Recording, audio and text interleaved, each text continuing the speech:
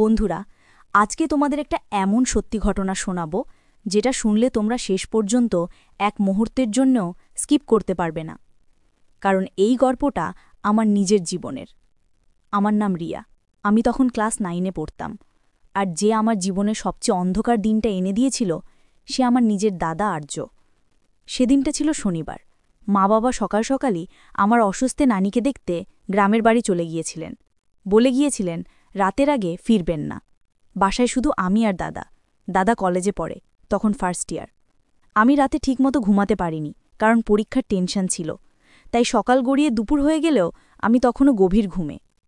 আমার ঘরটা একদম অন্ধকার, জানালার পর্দা টানা, বাইরের আলো শুধু একটা পাতলা ফাঁক দিয়ে ঢুকে মেঝেতে একটা সরু রেখা এঁকে দিয়েছিল।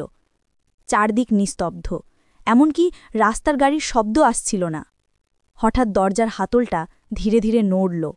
একটা মৃদু ক্লিক শব্দ হলো। আমি ঘুমের মধ্যেই চমকে উঠলাম। চোখটা আধ খোলা। দেখি দাদা ঘরে ঢুকছে। পরনে একটা কালো টি শার্ট আর ট্রাউজার। মুখে একটা হাসি, কিন্তু সেই হাসিটা কেমন যেন অচেনা। চেনা দাদার হাসি নয়। আমি বিছানায় উঠে বসলাম। গলা শুকিয়ে গিয়েছিল। জিজ্ঞেস করলাম, দাদা, এখন এখানে কেন? কিছু লাগবে? দাদা কিছু না বলে দরজাটা আস্তে বন্ধ করে দিল। তারপর তালা লাগিয়ে দিল। আমার বুকটা ধক করে উঠল। দাদা ধীরে ধীরে আমার দিকে এগিয়ে এলো। তার চোখে একটা গভীর ভারী দৃষ্টি, যেন আমাকে গিলে খাচ্ছে। বিছানার পাশে এসে বসল। আমি একটু সরে বসলাম। দাদা নিচু গলায় বলল, রিয়া, আমি তোকে একটা জিনিস দেখাবো, কিন্তু প্রমিস কর কাউকে বলবি না, মা বাবাকেও না। আমি ভয়ে ভয়ে মাথা নাড়লাম। দাদা আরও কাছে এলো। তার শরীর থেকে একটা অদ্ভুত গন্ধ আসছিল, সিগারেট আর পারফিউম মেশানো। বলল, তুই জানিস আমরা যখন রাতে ঘুমাই মা বাবা কি করে? আমি কাল রাতে দেখেছি, তাদের ঘরের দরজার ফাঁক দিয়ে। আমি চমকে উঠলাম। কি দেখেছিস? দাদা হাসল। যা বড়রা করে, আর আজ আমরা দুজনে সেই একই জিনিসটা করব, তুই আর আমি। আমার মাথা ঘুরে গেল। আমি পিছিয়ে যেতে গেলাম, কিন্তু দাদা আমার হাত শক্ত করে ধরল। বলল, ভয় পাস না, এটা আমাদের সিক্রেট, কেউ জানবে না।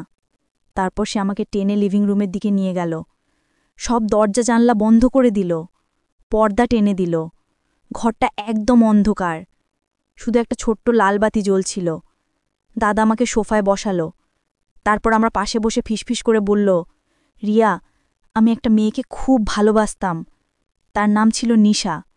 সে দেখতে কি তোর মতো, চোখ, চুল, হাসি, এমনকি গলার স্বরও। কখনো কখনো তোকে দেখলে মনে হয় সে ফিরে এসেছে। আমি কাঁপা গলায় জিজ্ঞেস করলাম, তারপর কি হলো? দাদা চুপ করে আমার দিকে তাকিয়ে রইল। তার চোখে একটা পাগলামি। বলল, সে হারিয়ে গেছে একদিন হঠাৎ, কেউ খুঁজে পায়নি, পুলিশও না। কিন্তু আজ তুই তার জায়গায় থাকবি, তুই আমার নিশা হবি। আমার গায়ে কাঁটা দিয়ে উঠল। আমি উঠতে গেলাম, কিন্তু দাদা আমার কোমর জড়িয়ে ধরল। বলল, কোথায় যাচ্ছিস? আজ পুরো দিন আমরা একা, কেউ আসবে না। আমি কাঁদো কাঁদো গলায় বললাম, দাদা প্লিজ ছাড়ো, আমি ভয় পাচ্ছি। দাদা হাসল। ভয়ের কিছু নেই, আমি তোকে সব শেখাবো, যা নিশার সঙ্গে করতাম। তারপর সে আমার গালে হাত বোলাতে লাগল। আমি চিৎকার করতে গেলাম, কিন্তু দাদা আমার মুখ চেপে ধরল। বলল, চুপ, একটা শব্দ করলেই তোকে মেরে ফেলব। আমার চোখ দিয়ে পানি পড়ছিল। দাদা আমাকে জড়িয়ে ধরল। তার শরীর গরম। সে আমার কানে ফিসফিস করল, তুই জানিস নিশা প্রথমে ভয় পেয়েছিল, কিন্তু পরে ও নিজেই চাইত, তুইও চাইবি। আমি কাঁপছিলাম। দাদা আমার গলায় চুমু খেল। আমি ধাক্কা দিয়ে সরাতে গেলাম, কিন্তু পারলাম না, তার শক্তি বেশি। তারপর সে আমাকে শুইয়ে দিল সোফায়, আমার হাত দুটো চেপে ধরল। আমি কাঁদছিলাম, দাদা প্লিজ, আমি তোর বোন। দাদা বলল, আজ থেকে তুই আমার বোন নস, তুই আমার নিশা। তার চোখ লাল হয়ে গিয়েছিল। বাতাসে একটা অদ্ভুত ফিসফিস শব্দ ভেসে আসছিল, যেন কেউ বলছে, কর, কর। আমি চোখ বন্ধ করে ফেললাম। দাদা আমার জামার বোতাম খুলতে লাগল। আমি আর্তনাদ করলাম, কিন্তু কেউ শুনতে পেল না। পুরো বাড়ি নিস্তব্ধ। তারপর দাদা আমার গায়ে হাত বুলাতে লাগল। বলল, দেখ, ঠিক নিশার মতোই নরম। আমি আর কিছু বলতে পারছিলাম না, আমার গলা দিয়ে শব্দ বেরোচ্ছিল না। দাদা আমাকে জড়িয়ে ধরে শুয়ে পড়ল, তার শ্বাস গরম। সে আমার কানে বলল, আজ থেকে তুই শুধু আমার, প্রতিদিন এটা হবে, যখনই মা বাবা বাইরে যাবে। আমি কাঁপছিলাম। তারপর দাদা আমার সঙ্গে যা করল সেটা আমি কল্পনাও করতে পারিনি। আমার শরীরে যন্ত্রণা হচ্ছিল, আমি চোখ বন্ধ করে কাঁদছিলাম। দাদা বলছিল, চুপ কর, এটা ভালোবাসা। কিন্তু আমার মনে হচ্ছিল এটা ভালোবাসা নয়, এটা অপরাধ। ঘণ্টার পর ঘণ্টা কেটে গেল। দাদা আমাকে ছাড়ল যখন, তখন বিকেল হয়ে গিয়েছে।